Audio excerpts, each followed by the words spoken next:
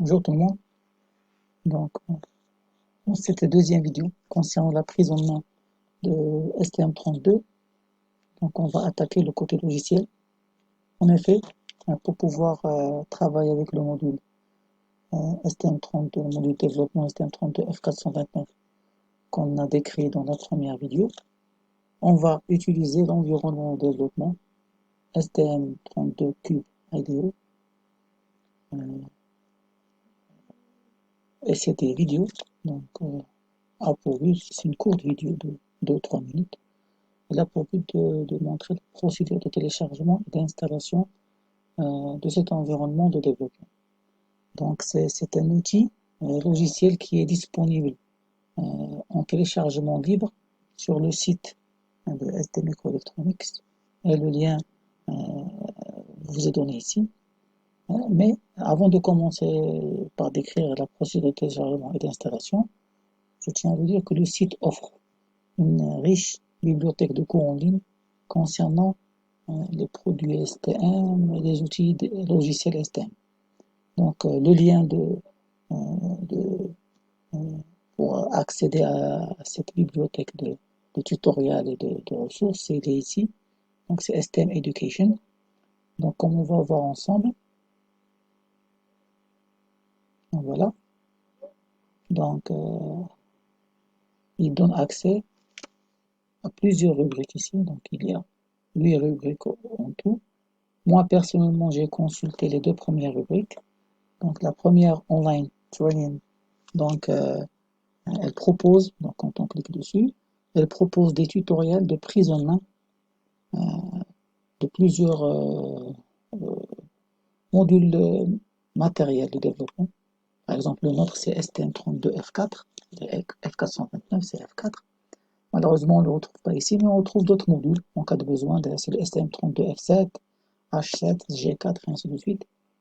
Donc c'est très riche. Donc il y a des fichiers PDF. Logiquement, ce sont des vidéos de présentation, mais on peut télécharger les fichiers PDF euh, relatifs à ces vidéos. Donc ça, c'est la première rubrique. La deuxième rubrique, c'est le MOOC, Massive Open Online Course, donc M2OC. Donc cette rubrique propose des cours online. La plupart des cours sont des vidéos, d'accord, et qui permettent la prise en main de la plupart des produits STM et des outils logiciels. Donc quand on clique dessus, voilà, ce sont des cours en bas qui sont classés par catégorie, les cours de base, d'accord, donc avec des exercices. Et il y a aussi les outils, les applications. Donc par exemple pour ce qu'on va voir après, donc le FreeRTOS, donc on retrouve ici par exemple euh, comment mettre en œuvre FreeRTOS dans l'environnement STM32.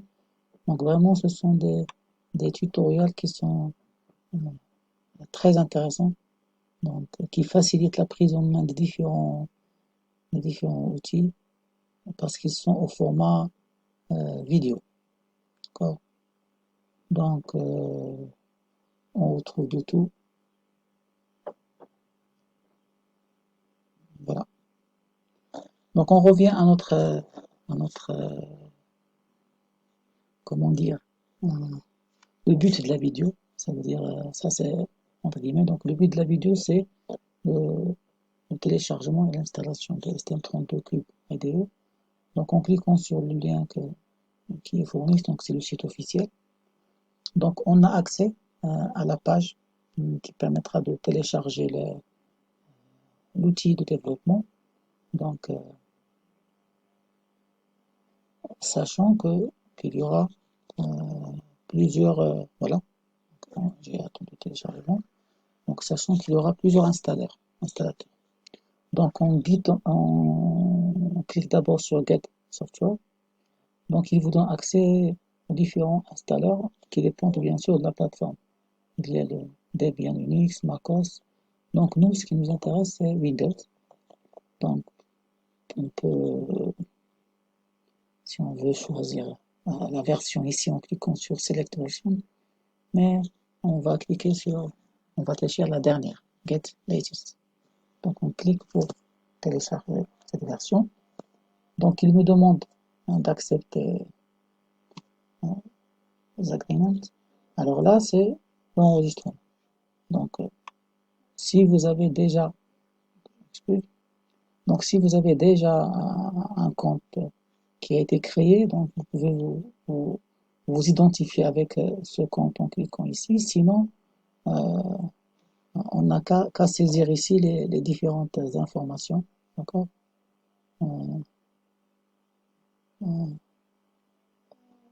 Donc, si on, bien sûr, il donne la possibilité de ne pas avoir de compte, de saisir les informations et de lancer, bien sûr, le téléchargement. Donc, ici, par exemple, je vais saisir mon nom. Après, je leur donne une adresse mail. Et le lien de téléchargement, on va le retrouver sur cette adresse mail. C'est pour ça que l'adresse mail doit être valide. Donc, je saisis une adresse mail qui est valide.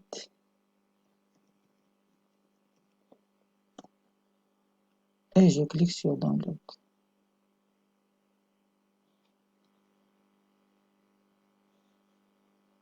Donc, to validate your email and start the download, please click on the link. Donc, je dois me connecter à mon compte mail pour valider le téléchargement. Donc, c'est ce que je vais faire. Automatiquement me connecter à mon compte mail.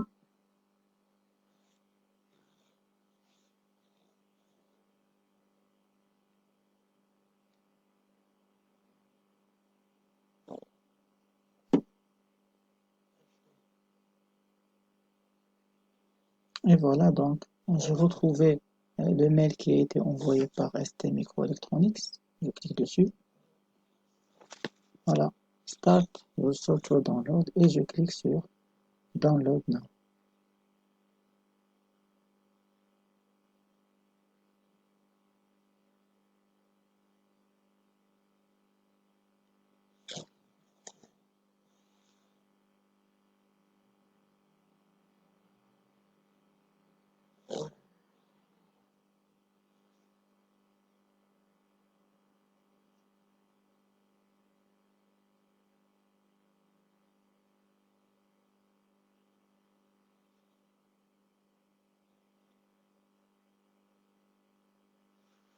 Donc, on voit ici que le téléchargement, soit il commence automatiquement en fonction de la configuration de votre navigateur. Ici, je l'oblige à me demander l'endroit de téléchargement. Donc, et le téléchargement commence, donc il peut prendre plusieurs minutes. Donc, on se rencontre une fois le téléchargement fini. On se retrouve après le téléchargement du fichier. Donc, c'est un fichier zippé. Donc, on doit le dézipper. Donc, on affiche le dossier où je l'ai téléchargé et je le décompresse.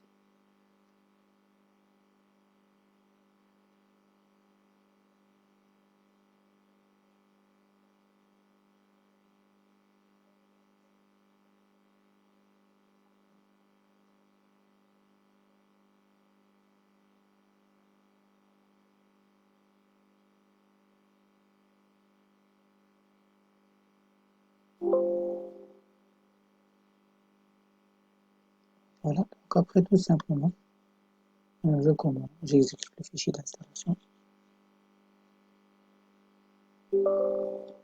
Donc l'installation, elle prend un certain temps, elle prend conséquent.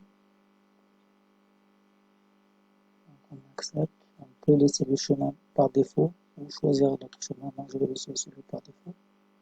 Là, c'est très important ce choix-là parce que ce sont les drivers donc, qui vous permettront de reconnaître les différentes cartes de développement quand vous les branchez avec le PC.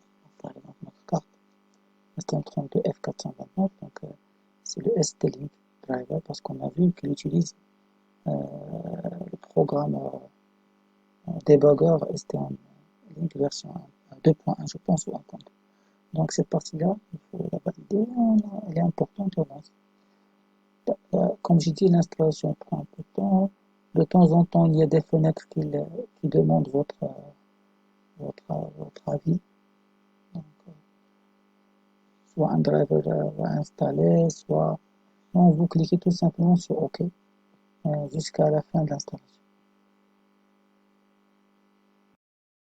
Voilà, donc à la fin de l'installation, donc on vous demande de créer un raccourci sur le bureau. Vous pouvez le laisser comme vous pouvez ne pas accepter ou finissez l'installation. Voilà. Donc là, on retrouve donc, sur le bureau, on va retrouver là en haut donc le lien, l'environnement développement. On clique dessus.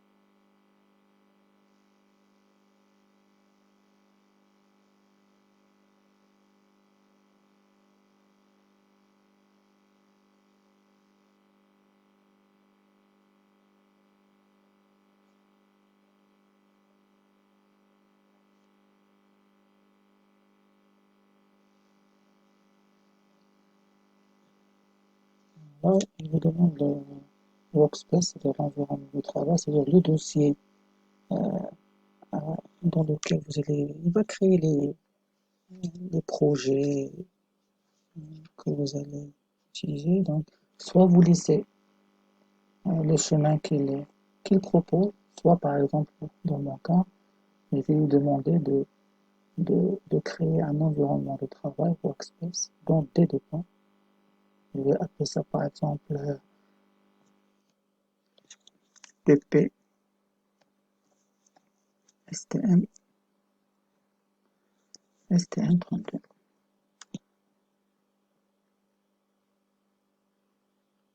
Voilà, donc, et ça sera mon workspace. Donc c'est là où euh, tous les fichiers, tous les dossiers concernant les projets que je vais créer sont sauvegardés.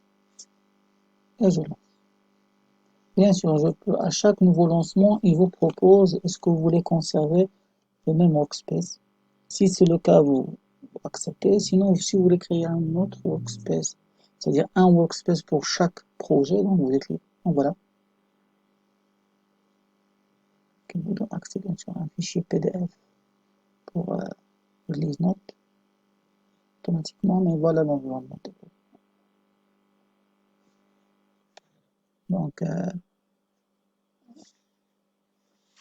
on a fini cette première vidéo, donc on arrive à la fin de cette deuxième vidéo qui a été consacrée au téléchargement et à l'installation de STM32 Cube IDE.